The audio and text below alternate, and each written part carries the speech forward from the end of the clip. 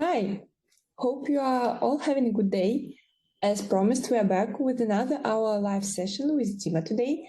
And Dima is our product owner and business partner here at Edna with very extensive experience in field of digital communication. Hi Dima, how are you doing? Hi Svetlana, I'm good, thanks. So what do you have in mind for today's discussion?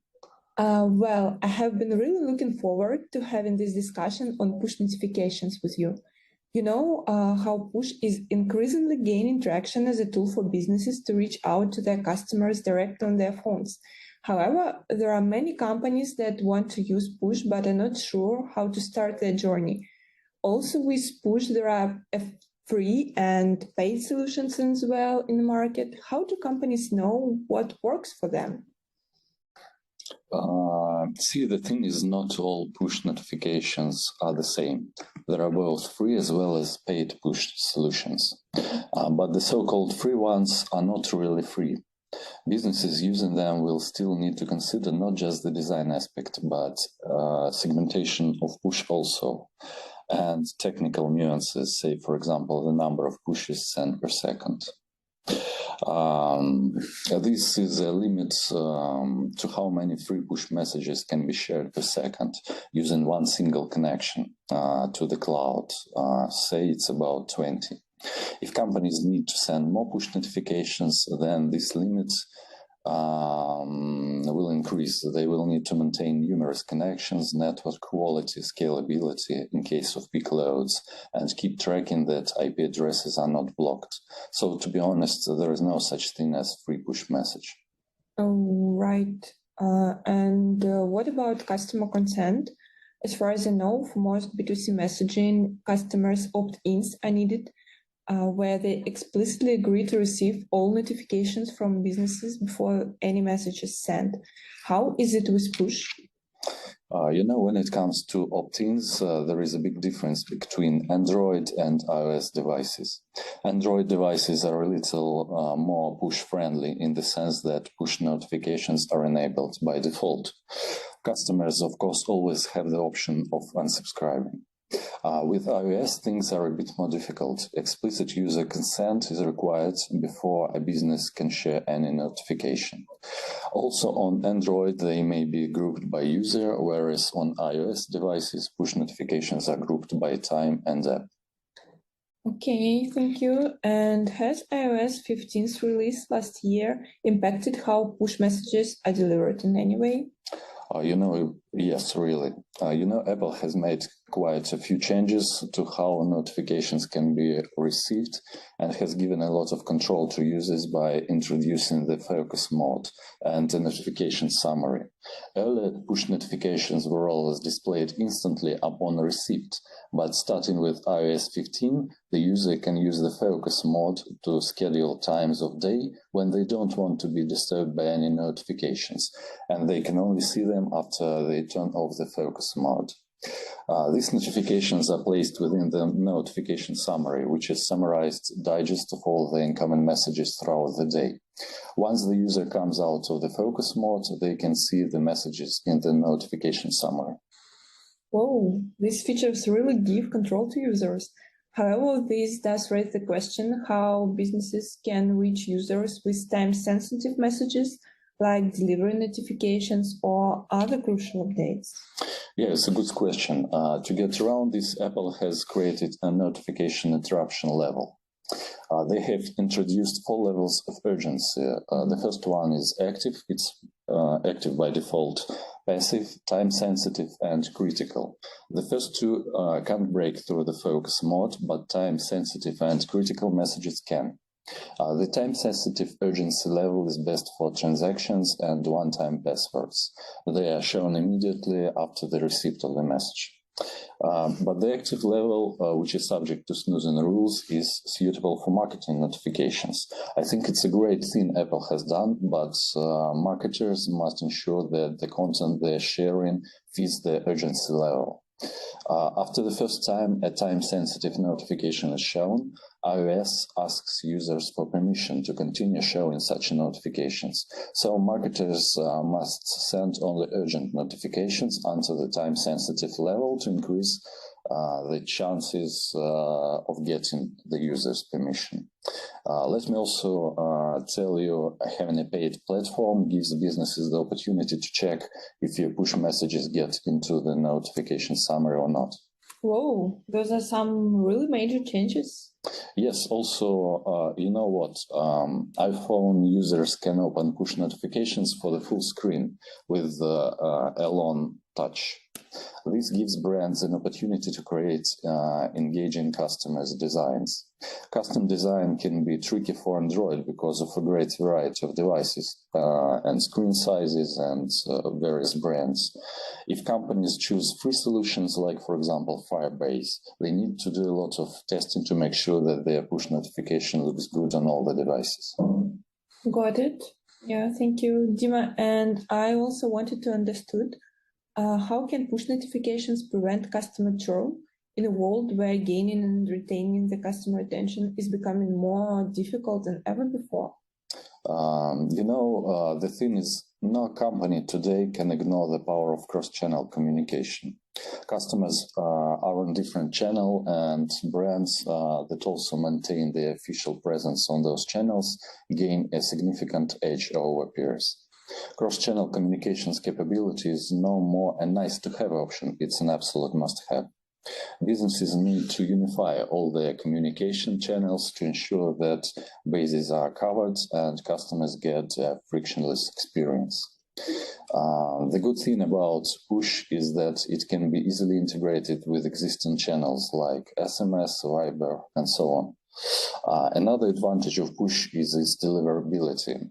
Brands can set a cascade to ensure that the messages they send using push are delivered via a fallback channel if primary push fails to deliver. Mm-hmm. For example, as a cascade like, for example, push, then Viber or WhatsApp, then SMS.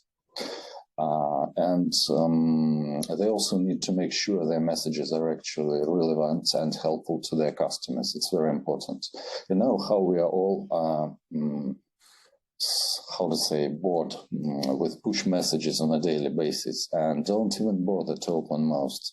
This is because many brands still do a generic blast that goes out to the entire customer database without taking into consideration that the customer's, for example, profile, his or her interest, and so on. No wonder customers don't bother engaging with them. To add to this, some customer-focused brands do understand the need to personalize their messages.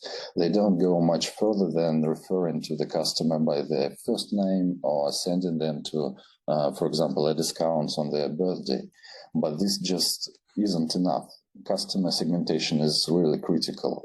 Brands need to segregate customers into different groups based on different criteria, such as, for example, location, interests, in-app activity like purchase and browsing history, demographics, their place in user journey, and so on. And then target these groups with messages at the right time and in the right frequency to actually see engagement. Messages sent in this way will actually increase conversion.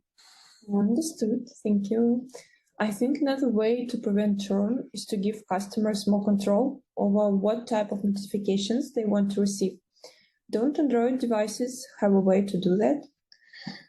Well, Android allows developers to create various push categories. Customers can go to an app setting and choose the category of notifications they want to receive. Say some customers only want to receive transactional notifications, while others don't mind receiving product recommendations as well. They can go to the app setting and select the category of notifications they want to receive. And many times, app owners neglect to create these different categories, but they should never skip this feature. They should not make the mistake of lumping all different kinds of push content under a single category due to a lack of proper settings. Else customers will have no option but to disable all notifications, although maybe they're tired of only one kind of message but don't mind receiving other kinds. Mm-hmm. And what about iOS devices? Push notifications are not enabled by default there. What steps can brand take to make people subscribe to their notifications in this case? Thanks, it's a good question.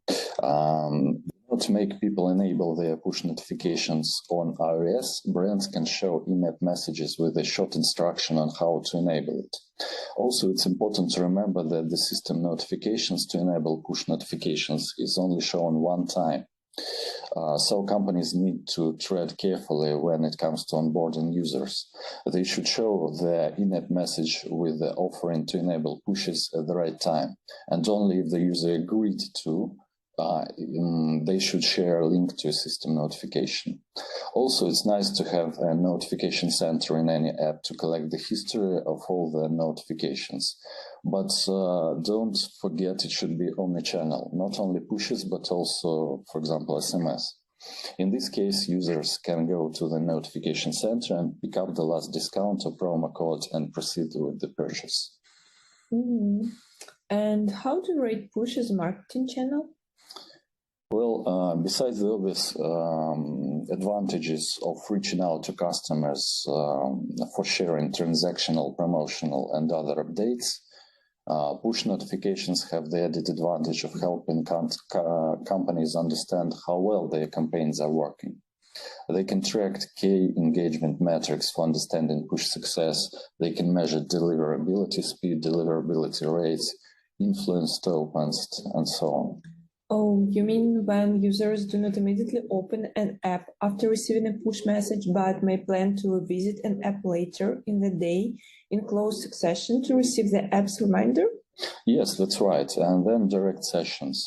A direct session is registered when the user opens the app or site by clicking on a push message, while an influence session is registered when a user opens the app within a defined attribution window. Got it. Dima, I also wanted to ask you, how does push fare as a channel when compared to a more traditional and time-tested channel as, say, email? Well, email has and will always have its place as a company's communication channel, but push messages are definitely more impactful compared to email in a number of ways. For one, it's easier to secure permissions for push. Two, deliverability is ensured. They pop up on the user's screen almost instantly after being sent, and users almost always see them, even when they don't engage with them. Also, emails sometimes go to the spam folder, but there's no such risk with push messaging.